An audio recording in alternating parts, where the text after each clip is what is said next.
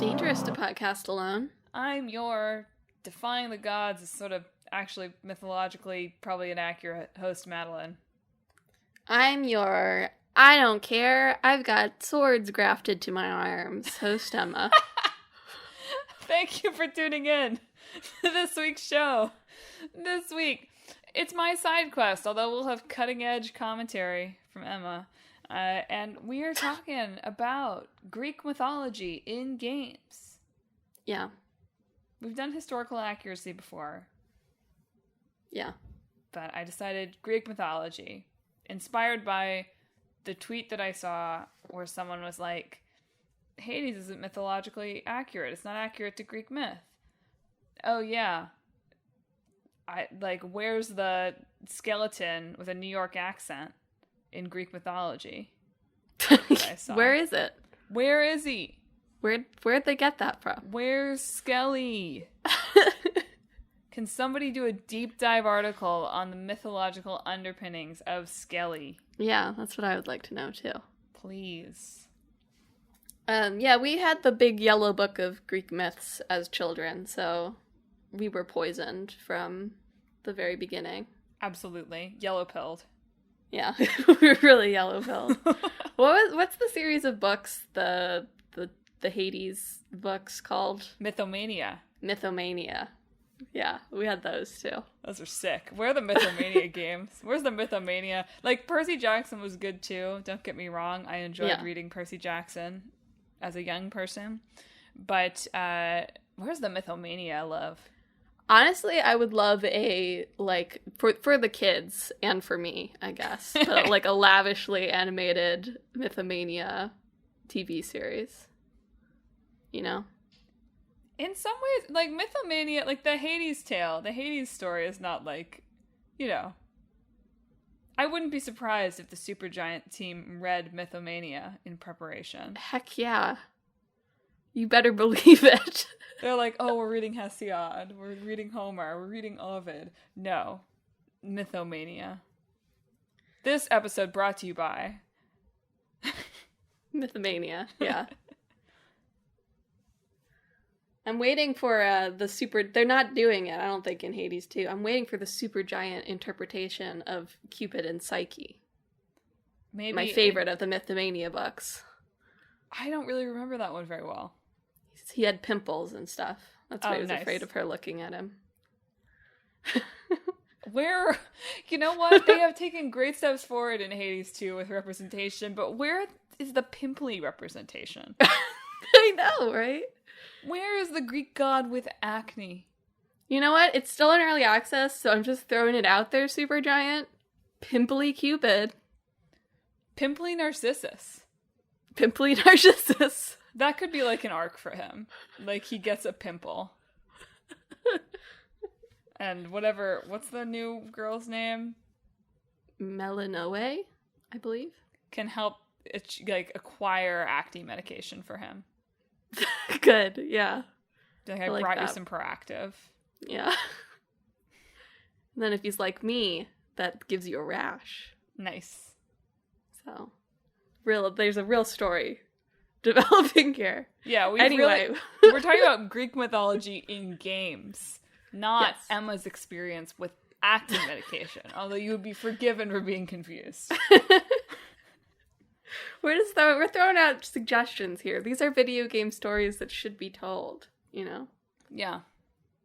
Where are more pimply heroes? Yeah. Probably accurate. I'm sure the Greeks had pimples, so I'm sure they did. Accurate. Absolutely. I don't know about you. I was surprised by how few Greek mythology games there were. And not that there are not that many, but there were fewer than I expected there to be. I think maybe there becomes more if you open it up to references and stuff. Sure. But yes, in terms of direct mythological interpretations, you're right. Although I think it is certainly still the well, maybe if you put aside Japanese mythology, let's say that doesn't count. Yeah. It's still the default, the dominant, I guess is what I mean, mythological structure you'll find in video games. That's true. Although Norse we've got mythology, some Norse in there. Yeah, ascended. we've got some Norse in there. We've got a couple of Egyptian in there, but mainly Greek. Once again, me calling for mythological George Washington, but it's fine. That's another topic. Like the cherry tree is a myth. Anyway, yeah, I mean, of course, if we expand it to include like the hero's journey, then every game is a Greek mythology game. Sure. But I was surprised. It just feels like God of War and now Hades have kind of blocked out the sun a little bit in making it feel like there are a lot of Greek mythology games just because we like to talk about those games a lot. Yeah. But of course, the game that I want to talk about is Age of Mythology, the definitive Greek and many other pantheons, but first Greek mythology game. Age of Mythology was good. That's the definitive take. Yeah. When is the remake coming out? Why will they not announce a release date? Late 2024, they say. Yeah. Will it come to a platform I can play it on? Certainly not. It's an Xbox Game Studios game. Yeah, it won't. Madeline, I apologize. Unless you get upset. An Xbox. I might have to get an Xbox. You could finally, or a Steam Deck. I might have to get a Steam Deck. Honestly, I should get a Steam Deck, and I should probably magnanimously send it over. Like, if this game can come out in late 2024, I can use the Steam Deck, I can play Age of Mythology, and then I can magnanimously send it overseas with Clickbait Boyfriend, who goes back to Spain. So he can play Hades too. It all comes back to Greek mythology. It does all come back. Anyway, something that I feel like many of these high profile or higher, better known, notable examples of Greek mythology games have in common is that their protagonist is fake. Yeah. Or at least extrapolated on. Sure, yes. But it surprised me because I mean, I'm thinking here of Age of Mythology here, but then also God of War and Hades, where I, as someone who had not done deep dive research into any of this before, had sort of assumed that, well, I sort of knew that Arcantos was probably fake, but I had thought that both Kratos and Zagreus were a little bit more legitimate mythological figures than they actually are. No, I'm pretty sure I knew all of them were. I mean, I've never heard of any of them before, and we had the big yellow book of Greek myth, so... Like, that's true, but Supergiant had me fooled. I was like, Zagreus is real. That's so cool that sort they of found... real. I mean, I know he is, but like, oh, whatever. I'll come back to this when we get there. But I knew Arcantos was probably not real. The other two, it was interesting to me to read about how little actual mythological basis there is for their characterizations in these games. Well, I was thinking a little bit, one of the first little questions I put on the notes were, like, you know, if you're making a game based on mythology, is that an adaptation, right? Or is that, like, an original work? And you said, like, at the Oscars, unless it was, like, a specific story, they'd probably file it under original screenplay. I do want to note that I did do a quick skim of movies that have been nominated for Best Adapted Screenplay over the history of the Oscars, and no immediate Greek mythological takes jumped out to me. So You might just be better off not doing that if you'd like to win an Oscar. Yeah. Anyway, back to Emma. But the Oscars are fake anyway, so... But I am thinking sort of tied to, like, the fact that all of these protagonists are sort of made up. Like, it is an adaptational process, right? Taking... Sure. Myths and making a story out of them. It just so happens that they're old enough and varied enough, and you can't say there's a canon to Greek myth exactly.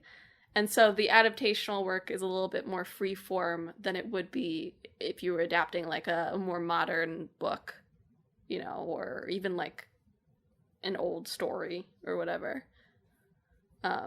So it's interesting to think of it as like a adaptational process in comparison to any other adaptational process. Because you are freer to be like, well, we'll just make a guy, you know, and then we'll sort of set him loose among the other guys that are more recognizable. Yeah, we'll make a guy who has a name that is Greek for something fun. Yeah. That's pretty What much... is Kratos Greek for? Or are you just talking about our Arkantos is Greek for leader. I thought Kratos... I can't remember what Kratos was, but Zagreus was like pitman. Pitman? Yeah, like comes from the Greek word for like animal pit. So like pit dweller. Oh, I see. Which I was like, that's cool. Pitman was not... I was thinking like a pit bull, but like a man. You know? I don't know what Kratos means, but the god that he is not actually based on, again, we'll come back to this, is the personification of strength. Right. So I think that they based it on that idea, and, well, I'll get to this. Wild to me that they named this guy Kratos, who is a Greek god, who is not, like, so temperamentally different from Kratos in the games. And then afterward they were like, we had no idea. That's funny. Like, you didn't Google the name? What are you guys doing over there? Did you even have the yellow book? They did not have the yellow book.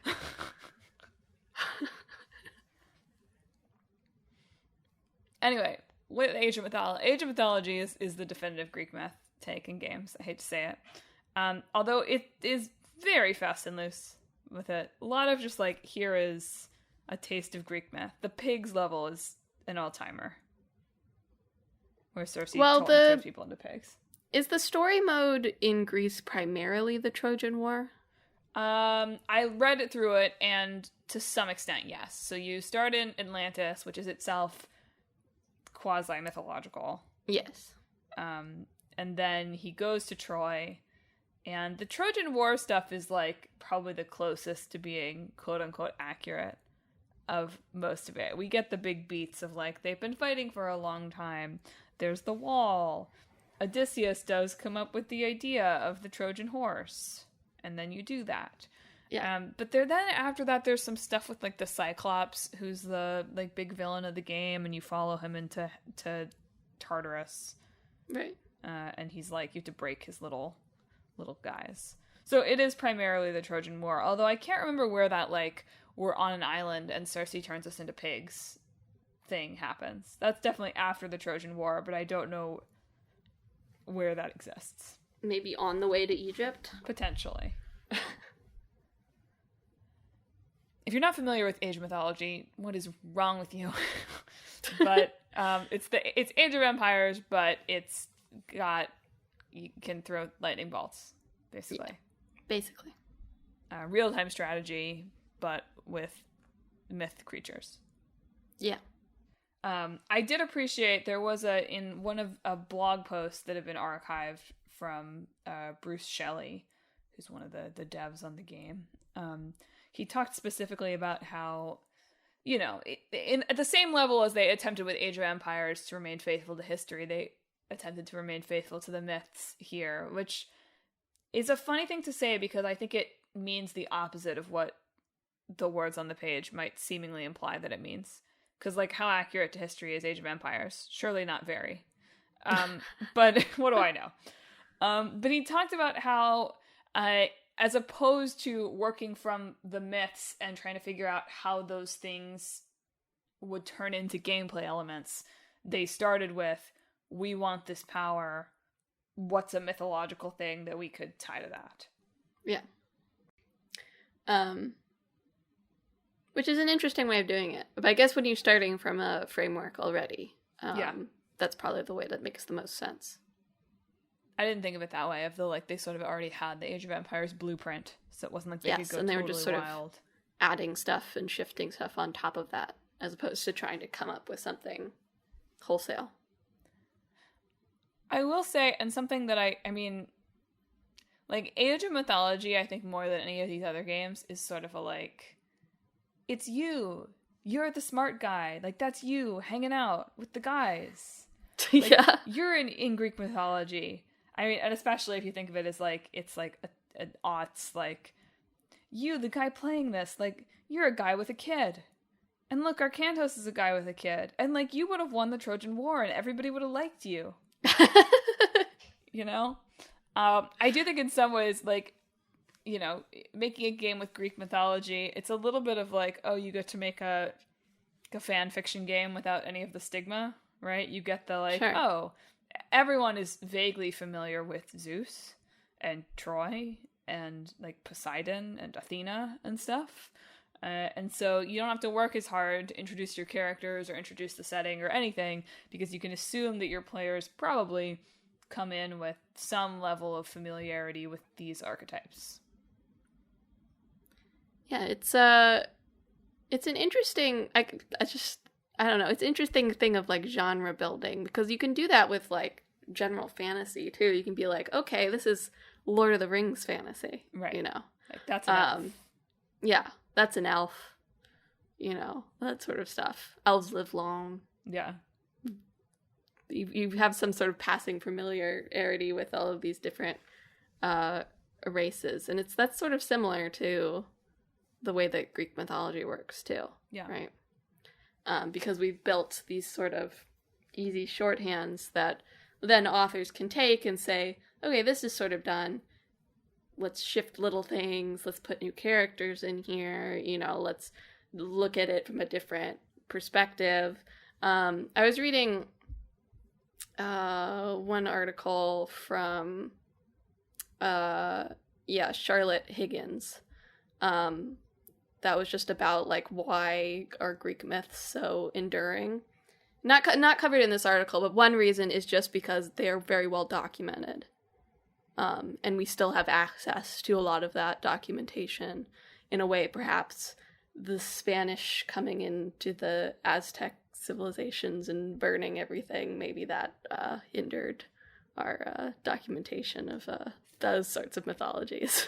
Thanks, Spain. Think of all the Aztec myth games we could have. Dummies. I know.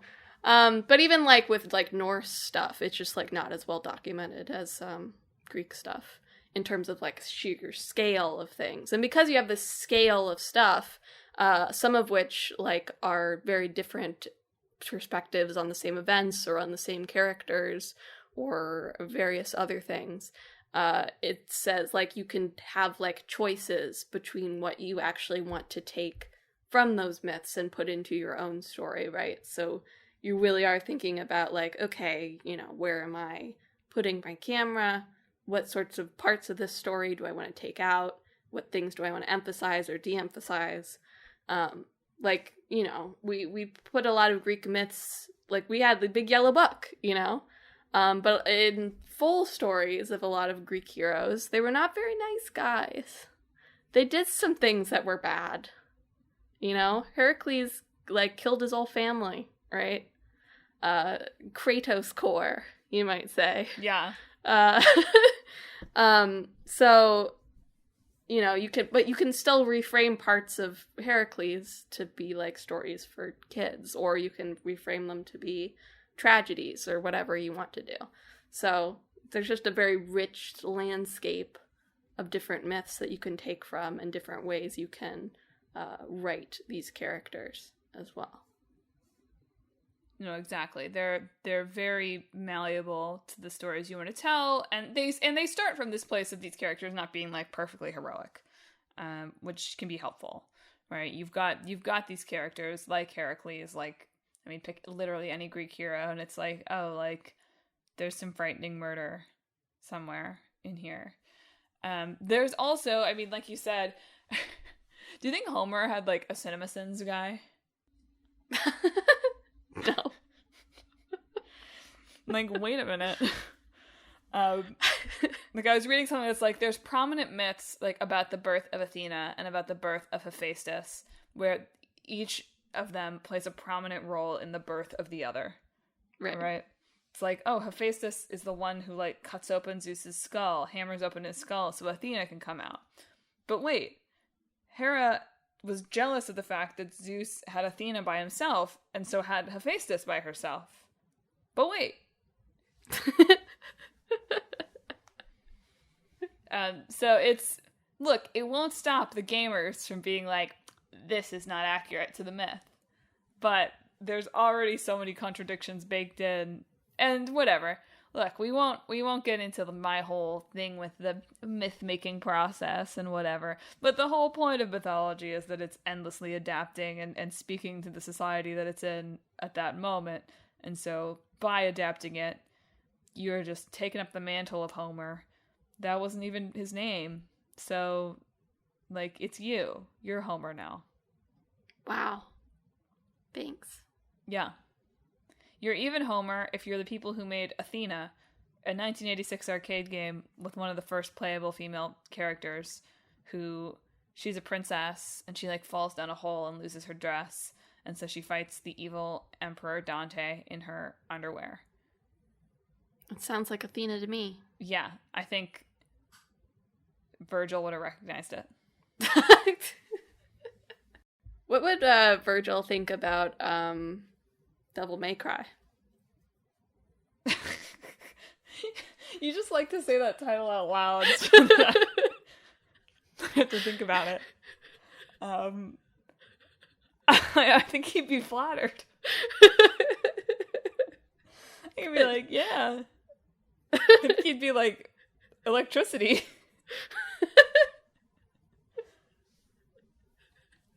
You're right. I also want to call out 1984's Hercules. There are not that many Hercules games. I mean, in a sense, God of War is sort of a Hercules game. All right?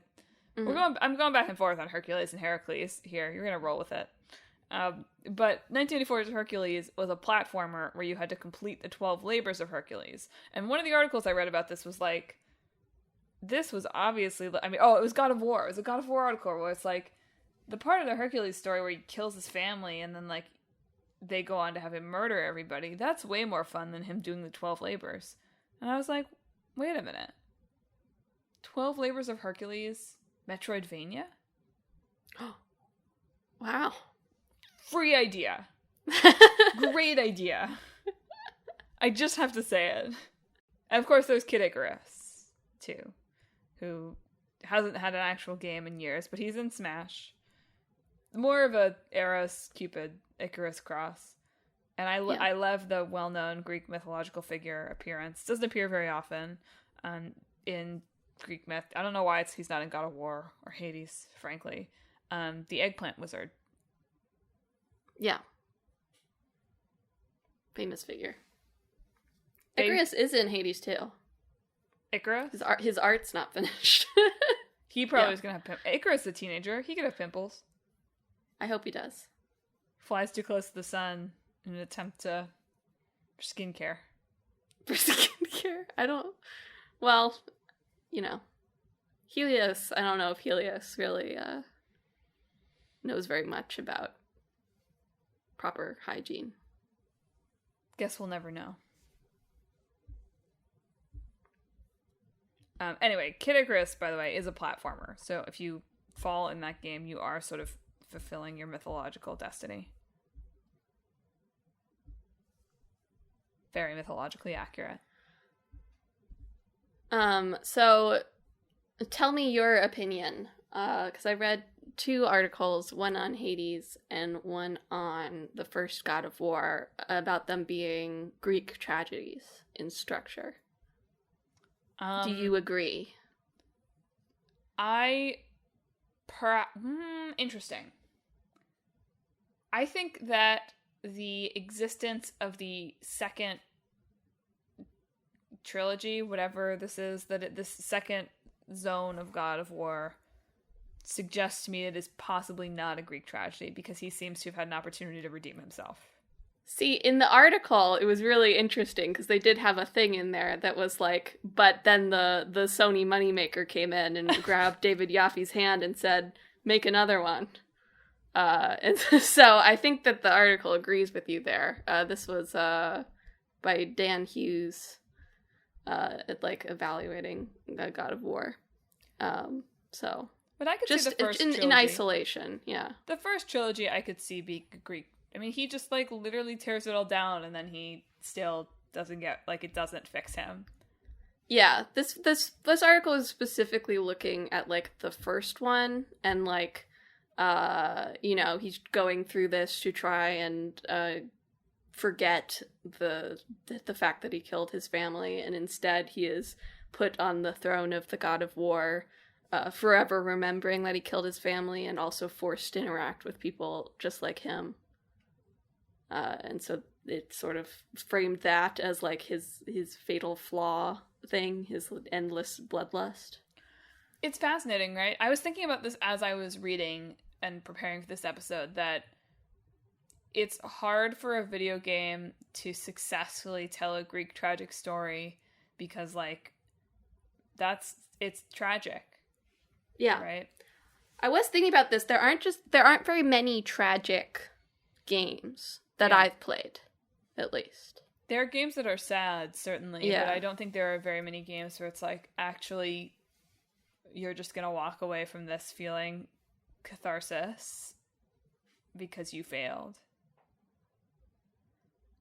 Because you, the player, are complicit in the action, right? I think I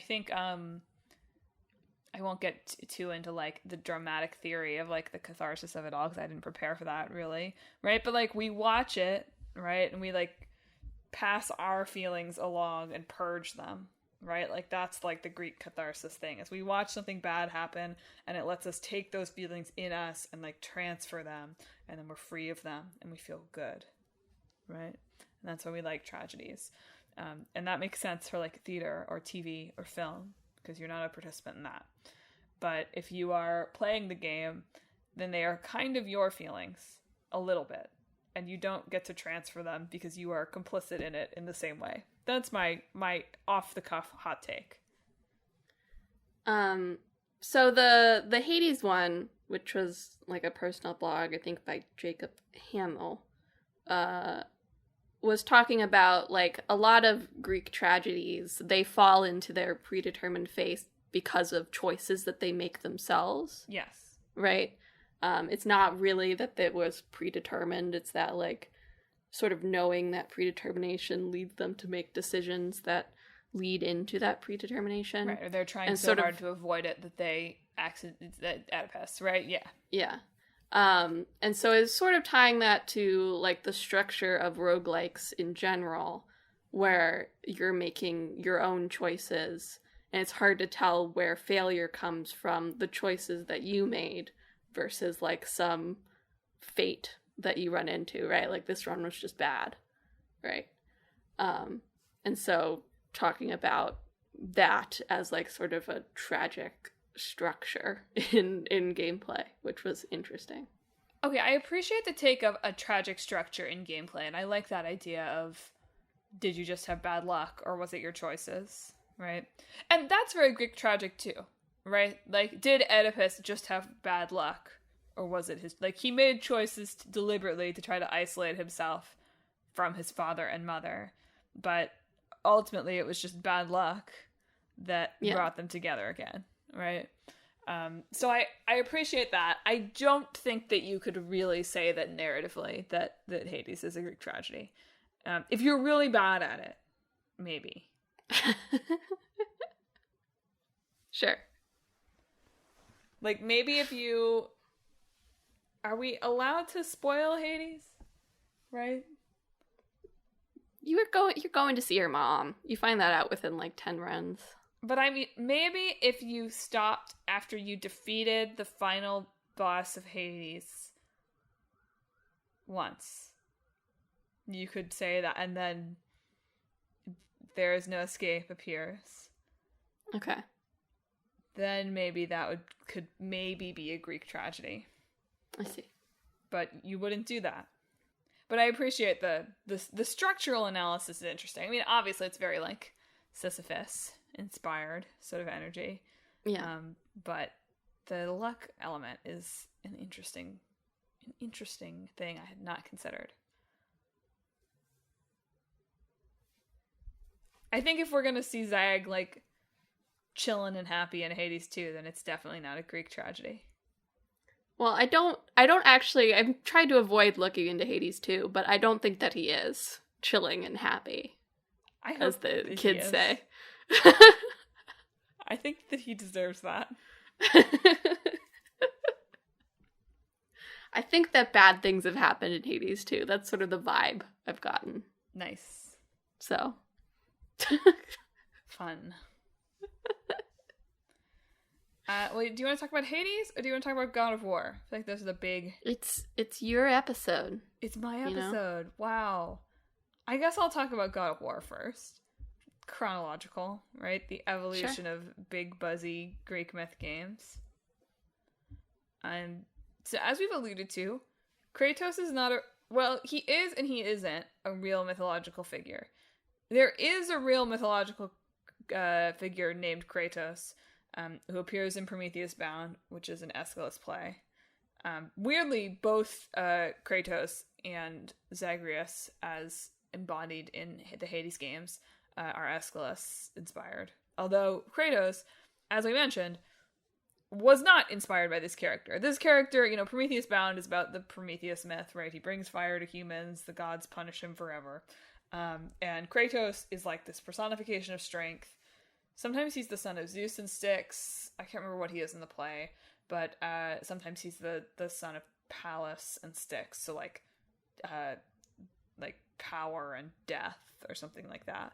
Basically, war and death. Which you'd think, oh, that's like very appropriate. Yeah. Right? What a great... And in the play, he's the one who's like, we should tie Prometheus to a rock. And then follows like Zeus's orders in torturing him. Which it's like, oh, like thematically relevant. Right? Yeah. And then they kind of subvert that. And then it's wild to read interviews where they're like, what a cool coincidence. We just thought the name was cool. It's like, you're kidding. Like, you're kidding because that's wild that it is so appropriate, but also like, yeah, maybe I already said this, but how little research did you do? Okay, they just didn't look up Kratos, okay?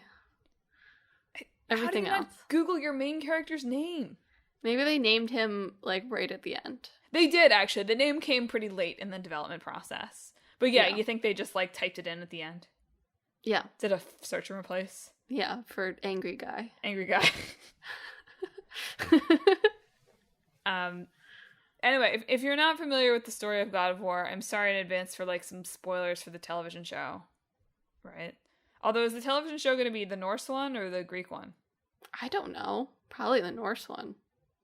With, but like, flashbacks. Don't you kind of need the Greece one? Oh, okay, in flashback. Yeah, I see what you mean. Aside here, did everyone but me know/think that Kratos is black? I mean, yeah. I knew his voice actor is black.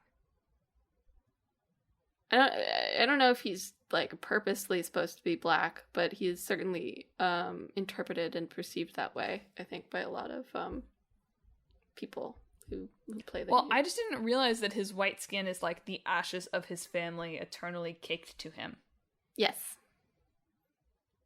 Isn't that fun? What a fun detail. What a fun detail. Anyway, speaking as we will of the gamers,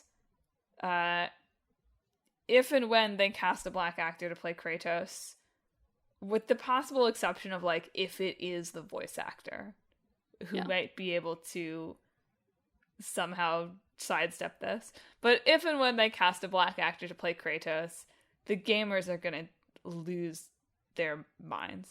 Yeah. You better believe it. So I hope they're ready to protect that man. They'll have practice from The Last of Us Part 2. Can you just imagine how many times the words whiteface are going to be used?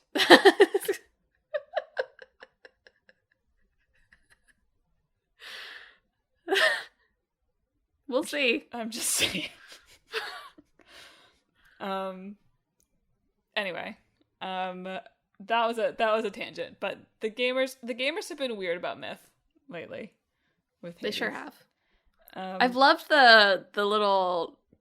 It was like from a light novel called Is It Wrong to Pick Up Girls from a Dungeon, which does use the names of Greek gods and not much else about those Greek gods.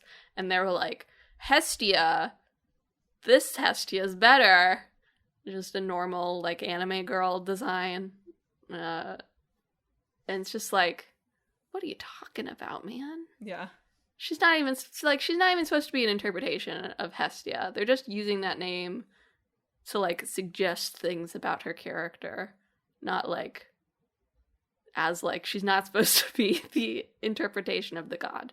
So for one thing, what are you talking about? For another thing, what are you talking about? Yeah. You know? What are you talking about? Anyway, God of War was inspired. I do think that David, is it Jaff, probably had the Yellow Book. Good. Because we love the Yellow Book. Basically, he was like, in one of these interviews with IGN, he was like, I loved Greek myths when I was a kid, so when I got to make a game where I like got to decide what it was about, I wanted to make one for that kid, so it's going to be Greek myth. And then it was very rated M, so not really for the little kid in you, dude. Yeah. I hope. But whatever. Well, for like the 13-year-old boy in you, probably what he means. But God of War is sort of interesting when we were talking about the Greek tragedy, right? And God of War in some ways inverts that a bit. And I was reading about this in this, it was up on like a research, but it was actually a Gamasutra article from Zoran Cunningham, where, you know, a lot of the times in Greek mythology we see heroes that are trying to follow the will of the gods, right? And that can lead them astray, or like the jealousies of the gods are what caused their tragedy, or that sort of thing. And God of War is interesting in that he, Kratos, like actively defies and defeats the gods. And usually when you do that kind of thing, it doesn't go well. And in many meaningful ways, it does not go well for Kratos, but he does also kill them all. Yeah. In which game does he kill all of them? Yeah, I know, but is like it 3? He kills many. I do think he kills all of them. I was just wondering which game that's his because I'm not actually very familiar with 2 or 3's plot. I think over the course of the 3. Like over the course of the game, yeah. He kills them all. Because I think it's just Ares in the first game. Yeah. But then you gotta double down on that. Yeah. And yeah, he gets all sorts of thingamabobs from mythology to help him kill them, basically. But it is interesting if we're, you know, crowing about whether things are accurate to mythology or whatever. Just like the arc of God of War is not very Greek. Yeah. And it's not even really thematically Greek because they've undercut it with the Norse ones. Which is fine. That's a fine thing to do. That's not me being like, it needed to be a Greek tragedy, but it's interesting. Yeah. Yeah. But God of War is what makes it feel like there is a million Greek myth games to me, I think. I mean, again, I really do. I think that there is a significant number, you know. I was looking at, there were some games I had never heard of. I found like the gamer list with the best games with lore based in Greek mythology. And like games I had never heard of were on here. What's a legendary hoplite? What's Smite? Smite turned up a lot. Smite seems to be like a free-to-play multiplayer gods game. There's an immersive VR experience called Theseus, where you're the Minotaur. Which is wild to me. Just put someone in a maze. Nyx Quest. Sounds cool. Nyx Quest, because New York is in Nyx fever mode right now, that one is my brain a little differently. I was like, the New York Knicks in Greek mythology. I feel like I had heard of Apotheon before, but I was reminded of it. Apotheon is a game that is like fully Greek pottery style, by the way, yeah. Which I think is sick. Very cool. And hired a full-on mythology consultant, I read. And then I found a Total War saga, Troy, which is interesting in that it has like it added options, one through a paid update, one was free, where you can have like either like full historical, so you have no mythological elements, the truth behind the myth, which is like interpreting what the myth might have come from, but still using like realistic creatures and people. And then mythological, which just has like full on like mythological creatures that you fight, which like neat idea for I thought that was one options. of the most creative applications of mythology. I also liked your out of nowhere, like nothing, your dig at stray gods. I remember when it came out, I was like, I'll probably get that, and then I sort of forgot about it. And yet, there's a game that came out last year called Stray Gods, which is like a musical game, which, like, cool, right? But does feel a little bit like somebody saw Hades Town and then was like, let's make a game, you know? Look, Hades Town is really good. I know, I'm not blaming them. I'm just saying it feels that way. I can see the path, you know? I can see the vision there. There's not a lot of Orpheus. Like, Orpheus and Eurydice, I feel like, are a very culturally present Greek myth. And there's not a lot of them in games. I guess, again, because, like, ultimately, you fail. Yeah. Persona 3. There's no Eurydice in Persona 3, but your starting persona is Orpheus. So you weren't able to figure out where that all comes from, huh? No, there's a lot of stuff that's, like, appropriate for like the characters and various relationships, right?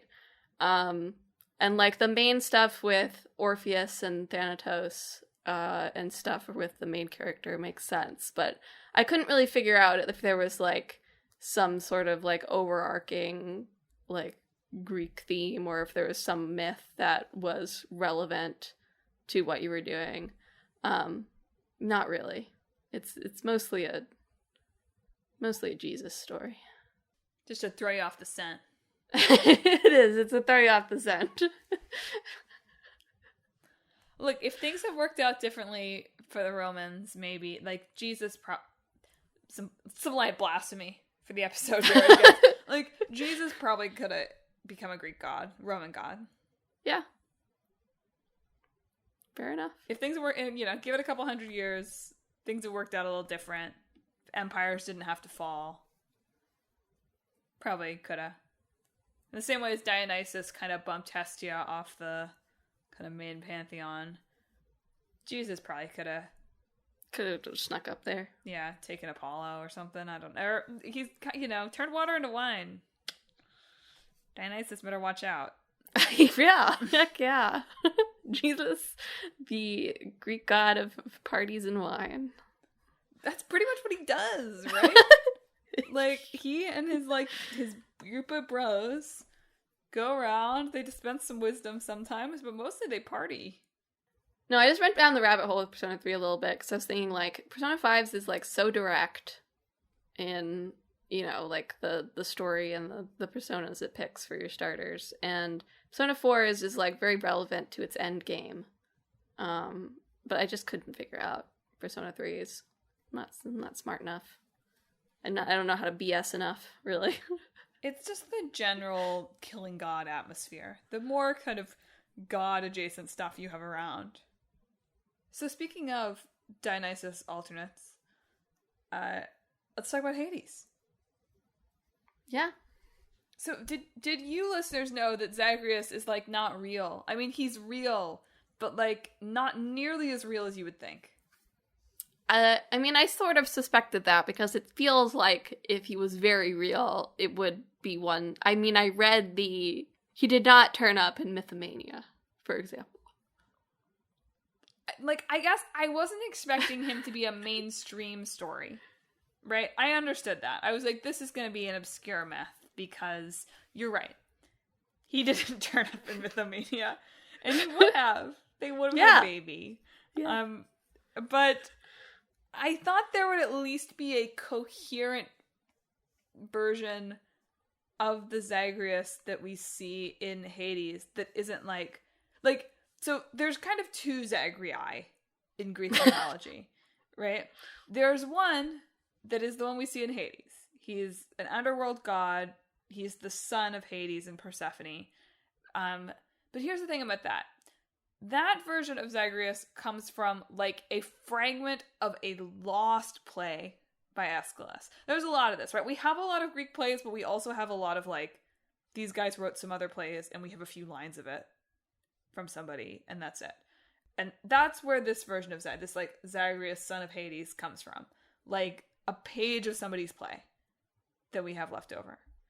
And then there's the other Zagreus, who is a god that people think was like a prototype of Dionysus, so like an alternate Dionysus, who was Zeus and Persephone's son, who, like, there's some elements of that story that have to do with kind of like resurrection and rebirth that feel like they read that and they were like, ha ha, that's what this game's about too. But he's basically just Dionysus. Which actually, notably, thank you, a YouTube comment that I read, that is kind of lampshaded a little bit in the game as well, eventually, in a Dionysus dialogue that I don't know that I ever saw, and I certainly didn't get if I did, where Dionysus is like, ha ha ha, like, let's pretend that you're me to fool your dad. And then eventually Orpheus, like, sings about it, because you just lied, you just tell Orpheus all these lies about yourself, and he makes up a song about all these lies that you told him. So there's a joke about it that, like, who would ever get that? No one. That joke is for no one. For the developers themselves. Seriously. Not even probably all of them. Like 2 of them, probably. But it was, what I expected was there would at least be an obscure but existent myth where this was a thing. And no, there's like a sentence where this might be a thing one time. And that's it. Which is fine. It's easier to work with. They fooled me. Yeah. I do think Melanoe is like a little bit more prominent mythologically. That was a name that sounded familiar to me, at least. But I don't think it's necessarily in line with the way that she is portrayed in Hades 2. Again, knowing very little about it. But I think she's the daughter of Zeus and Persephone also. So that's already different. Unless there's going to be a twist, you know. Wait, she's the daughter of Zeus and Persephone in the game? No, in Myth. Okay, I was like, that's crazy. I was going to say, I said it's different than in the game unless there's a twist coming up, you know. I misunderstood the direction of that. Yes. The way that applied. I was like, that's crazy. According to Wikipedia, noted expert in Greek mythology, right.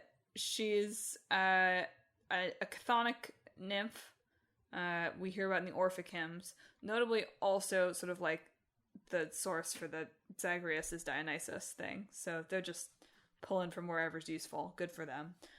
But she's a bringer of nightmares and madness. She is associated with Persephone on at least one tablet. Some people think she's just an alternate for Hecate. Who's also is her mentor in the game, I believe. So that makes sense. Yeah. But yeah. Oh, okay, you know what? This would be sick if they did do it, though, because she's the daughter of Persephone fathered by Zeus, who tricked her by taking the form of Hades while they were married. They have to do it. That'd be so wild. Zeus is canceled. Wait. Hold tight. Wikipedia is dropping some weird stuff on me here that I did not see. Okay, who knows? I am not clicking on the references for this. Okay, I'll just read it straight. Melanoe is the daughter of Persephone and was fathered by Zeus, who tricked her via wily plots by taking the form of Hades, indicating that in the hymn, Persephone is already married to Hades. This is paralleled with another Orphic myth, the birth of Melanoe's brother Zagreus, who was conceived when Zeus, this is a little weird, but bear with me, disguised as a serpent, deceived and mated with Persephone. Listen, Zeus turns into so many weird things that are somehow incapable of impregnating people, so the snake isn't even in the top half, I don't think. Okay, but if this game is going to reveal to us several runs in that actually both of their dads are not Hades, and we're going to have to reckon with that, ooh, super giant. Juicy. I'm giving you the ideas here. Have you read this Wikipedia page? They probably wrote this onto the Wikipedia page.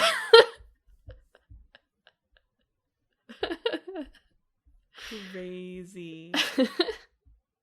Crazy. That Look forward to that in Hades 2. Why wasn't that in the Yellow Book? Where was I? Hades. Yeah, so Zagreus is kind of fake. Maybe. Yeah. I don't know. That just talked about Zagreus as having an origin thing that is not on his own page, and I don't know where it's from. But, like, it's very obscure. Very obscure. Yeah. Skelly, very real. Skelly, just so much backing. Hang on. There's so much Skelly myths out there. Inspiration for Skelly. Stop doing research on the podcast. So the top thing is I still don't know anything about Skelly. Good. Oh. Okay, I'm sorry. I have to read this Reddit. It really got me. Okay. Okay. So the post is, I still don't know anything about Skelly, is the thing. Like, because it's like the iceberg meme, and at the very bottom it's Skelly's past. Right? Right. Okay, top comment. 602 likes. Skelly's identity is totally confirmed in game, though. Thank you, El Boyo, by the way. This is from El Boyo. Once you max out his social link, his name is given to you as Bofades. His story is similar to the story of Achilles. Do you see where this is going? When he was a child, his father held him by the groin and dipped him in the river Styx to make him invincible in battle. However, just like Achilles, he had a weak spot. Because his father held him by the groin, this is where he became vulnerable. In the case of Achilles, this was his heel, so you may have heard of an Achilles heel, or the Achilles tendon. But you've never heard of Bofades nuts. That's pretty good. Bravo, El Bueno. Bravo. Whew. Okay. Whew. I do think, in contrast to God of War, I do think Hades strikes the interesting balance of, like, the Olympians aren't, like, malicious actively, right? But they are certainly not, they're not really beneficial either, right? One of the early conversations you can have with Nyx is, like, don't tell them anything else than what they know. Yeah. They're pretty actively fooling them, pretending that Zagreus is trying to get to Mount Olympus when that is not, in fact, his goal in getting to the surface at all. So I do think that's sort of like an interesting aspect of myth. It's like that these gods are sort of fun and cool, but you also get the sense, and there are gameplay mechanics where this can be the case too, where they're kind of jealous and petty. When you get to, like, there's a couple of times where you can get into rooms where it's like the trial of the gods or whatever, where you have to pick one of them, and then the other god is like, well, F you too, right? And you have to survive for a certain amount of time. So it's interesting, that portrayal of, like, these gods as just sort of, like, petty, squabbling little freaks. Speaking of petty, squabbling little freaks, did you hate Theseus, listeners? Was he your least favorite? Because guess what? What? I kind of got fond of Theseus. I know. But what a blowhard. Supergiant hated him too. Because originally this makes sense, right? Was going to be set in the Labyrinth of the Minotaur. And that makes sense if you're thinking of, like, what's a natural roguelike setting? Yeah. Like some kind of ever-shifting labyrinth. Cool. But basically, like, they couldn't figure out how to put a story on it or have an interesting protagonist. Which seems like code for we hated Theseus. Theseus did not work as the narrative lead here. He's very, like, wrestling heel. Although I guess in the fights you are technically the heel, but it's charming in its own way, you know. I liked a quote from a Eurogamer article that the setting, this is from Greg Kasavin, who's what is his he's the guy who talks for Supergiant. Yeah, sure. He's the guy that you interview if you want to talk to them. He said, I think the setting and tone of Hades really crystallized for us when we imagined Cerberus as the old family dog. Which, guess what? Ripped from Myth-o-Mania. Yeah. So, what he means... We know where you got these ideas. Yeah. So the ultimate, to circle back to the ultimate sort of like inspiration for this episode, right? The Hades 2, I mean, they did the technical test month-ish ago, and now the early access has launched, and so everybody's writing about it. Yep. It's probably the second recent side quest to be partially inspired by this. I feel like sexiness in games was not inspired by the Hades 2 new characters. But, man, I don't feel like I remember quite as much blowback about the character designs. There was some. It was definitely there. Yeah. There's more. Twitter was an X then. Yeah, that's right. When Hades came out. So, Twitter now is mostly made up of bots and reactionaries and a few normal people. A few journalists who have to be there. Also, some good people. I'm sure there's some good people on Twitter somewhere. But I think that's part of it, right? It's just that sort of main site for discourse has become more and more discoursey, right? So I think that's why you're seeing more of it rather than there actually being more of it. Does that make sense? Yeah. But I do there was a really kind of interesting article on Wired from when the original Hades came out, really after that, but in 2021, that talked about kind of ancient Greek ideas of masculinity, and how those play into this. So Supergiant has talked about the racial diversity of the gods as being, these gods were supposed to be gods everywhere. They weren't just the gods of Greece. So it makes sense that, they wouldn't necessarily all look like Greek guys. Yeah. And look, first of all, it's a myth. They can look like whatever you want them to look like. Right. But if you need to find some kind of justification for it, I guess, sure. That's a pretty good line. Not a line that convinced anyone that would have needed to be convinced, but I was like, okay, good. You thought of something to say to that question. Yeah. But anyway, apart from that, so that's one thing that people are like, wah, Athena wouldn't be black. And it's like, well, shut up. Yeah. One. But here's your explanation for babies. Two. Yeah. But there are other things that I thought were interesting that were discussed in this article that are more subtle or perhaps less obvious to us, changes from the reality, quote unquote, of the ancient Greeks, right? So one thing that is the gods being hot, at least I guess for the male gods, accurate, right? Greeks were very into this idea of hotness being something that demonstrated your masculinity, right? That Sure.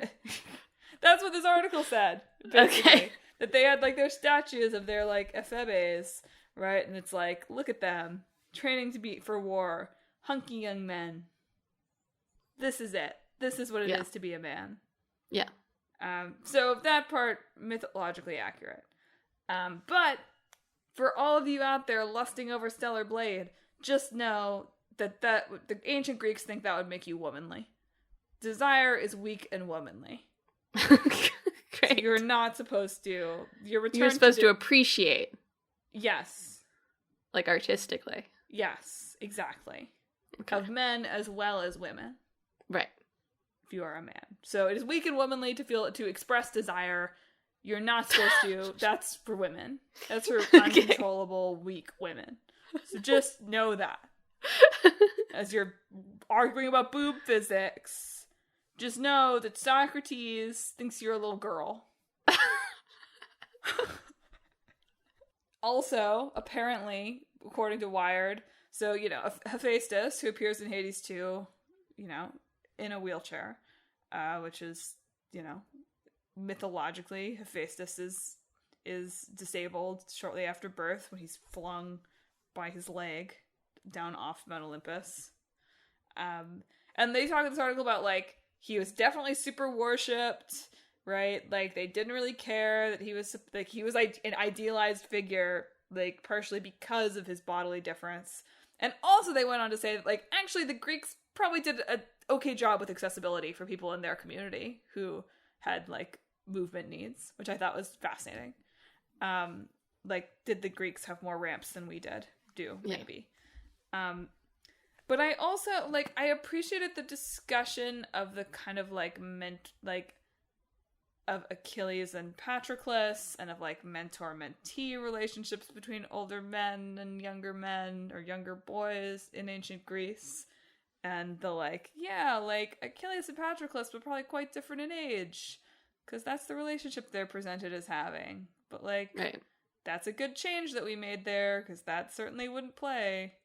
And probably really a popular change, honestly. Yeah. In terms of, like, that's changed in, like, almost every iteration of them that you could probably find. Yeah. Well, they're just a popular modern... Yeah. Not exactly... Like, I don't mean to say recontextualization to be, like, they weren't physically involved in myth, but, like, what that relationship meant and how they would talk about each other is certainly different here than in, like, the Greek myth. Because, again, desire, womanly. Right. And also, like, that sort of relationship, once the guy is a man, not encouraged. But also, I appreciated the author here that was like, Achilles and Zagreus have kind of a mentor-mentee relationship. Glad we didn't do that. Oh, but also, this is where the desire thing came up. They were like, like, Zagreus being sort of, like, demeaned in all of, like, it's demeaning for him to pursue Thanatos. It's demeaning the way that Meg treats him, and the Greeks would have thought that he was weak for either of these relationships. Maybe, they didn't talk about this. I was like, maybe Medusa passes the test.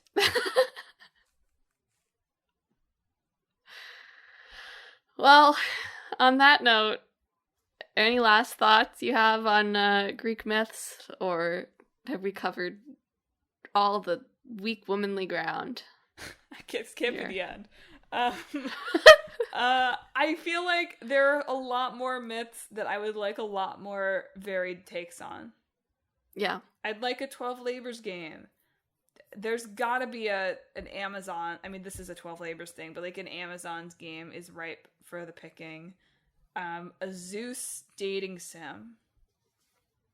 God. Like an like evil... all the various types of Zeus. They're all Zeus. Like an evil dating sim. Yeah, like... Yeah. It's like, am I gonna go over to this date as a snake? As a cow? As me? As Hades? I kind of like that. There's not enough like non-wholesome dating. I feel like a non-wholesome, and not in a, like, it's adult and it's all sex kind of non-wholesome, but a, like, this is a womanizing Batman dating sim. Who's the audience for that? There's not one. There is probably one. Let's be real. Cathartic, right? Yeah. I love, I know the actual myth for Cupid and Psyche is kind of messed up, but I love the fake one, so. That's fine. Give me some Cupid and Psyche. They're all fake. That's true. They are all fake. There's surprisingly little, like, more Trojan horse stuff. Let's do that. More Fall of Troy, sure. Not really an Odyssey game. An Odyssey game feels like you could do it. An Odyssey roguelike, maybe? You'd be like, oh, I'm so sick of fighting the Cyclops. So sick Could of do being something trapped with, like, Cersei remembers that you're coming back each time. Yeah. He's like, it's you again. Yeah. I'm gonna turn you into a pig.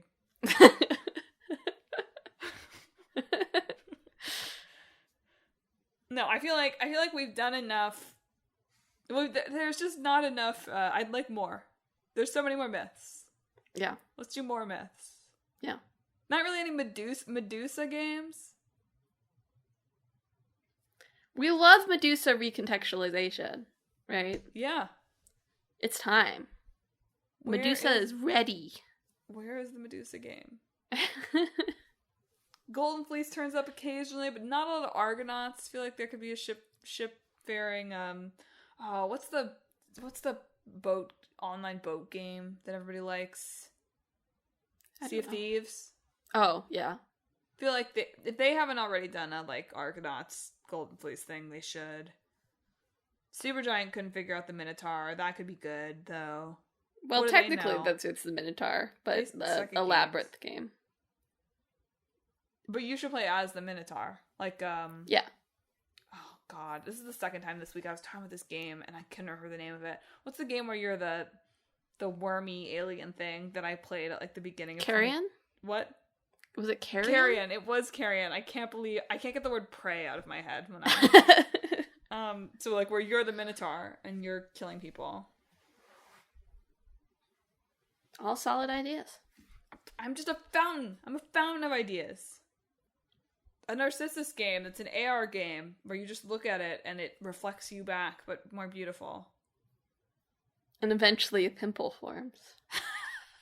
More Greek gods with pimples! Greg, if you're listening. Pimples in Hades too. We want pimples. Pimple representation. I feel like if we started this on Twitter, we could get some traction. Anyway, speaking of listeners, I hope they take I really feel like both of these nuts should actually be in the game. And they should credit El Boyo or whatever. El Boyo. Which I didn't really think of as like, is that itself a Skelly reference? But listeners, thank you for tuning in to another episode of Talk This. It's dangerous to podcast alone. If you enjoyed the show, if you have thoughts about your favorite games about Greek mythology that we didn't talk about, if you want to talk to us about how much you loved Age of Mythology, or why, please don't talk to us about mythological accuracy. But if you want to weigh in on whether any of these games are Greek tragedies, I think Age of Mythology is, by the way. He like gets turned into a god at the end, but he's like not happy about it. Yeah. Which God of War kind of stole. True. And then they gave him a son? That I think by the end he likes hanging out with. It's his hobby, right? Like Arcantos' wiki says. Yeah, this is my last fun fact. Did you know Arcantos' hobbies on the fandom wiki are protecting Atlantis, spending time with his son, protecting the world from evil, and preventing the Titans from escaping Tartarus? Which, in some ways, I'm sympathetic to that. My hobbies list also looks something like that. Absolutely. But if you have thoughts on any of that or anything else we talked about this week, hit us up on social media. We're on Facebook, Twitter, Instagram, and YouTube at Talk This Podcast. You can also visit our website, www.talkthispodcast.com, where you can read all about the show, check out the games in the hat, and read our blog featuring long-running series Clickbait Boyfriend and Split Screen. And probably coming soon, Emma's series recap of Myth-o-Mania. If you have thoughts, I've already told you how to share those thoughts. But if you don't have thoughts and you just want to hear our thoughts, the most important thing that you can do is subscribe. We're on Apple Podcasts. Shoot. I haven't mastered the new list yet. We're on Apple Podcasts. TuneIn. Spotify. We're Leaving Space for the Dead. Pandora Podcasts. Online and on the app. Overcast. Pocket Cast. Wherever you can find podcasts. Subscribe to Talk This. Next week, we're talking about Monument Valley and Diablo 4. Woohoo! Woohoo! And then in 2 weeks, it'll be Emma's episode. Yeah, we'll see. A birthday! Games for when it's your sister's birthday! Exactly. All right, Madelyn, do you want to sign us off? Listeners, this week, I hope that you feel great about your week in womanly